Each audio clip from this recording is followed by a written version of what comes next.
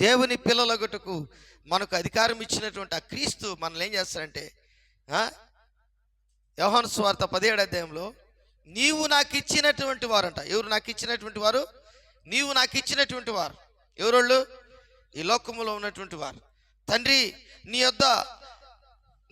యొద్ద ఏ విధమైన మహిమ ఉందో అది నువ్వు నాకు ఇచ్చావు, అనుగ్రహించావు. నీవు నాకు ఇచ్చిన మహిమను, ఆ మహిమను నువ్వు నాకు ఇచ్చినటువంటి వారికి నేను వారికి అనుగ్రహిస్తున్నా. హల్లెలూయా.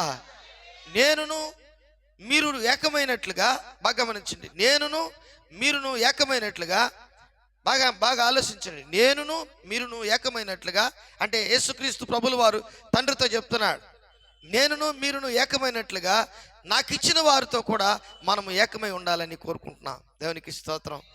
ఎంత గొప్ప మాట అది. ప్రియమైనటువంటి దేవుని బిడ్డలారా, ఇలాంటి కార్యము జరగాలంటే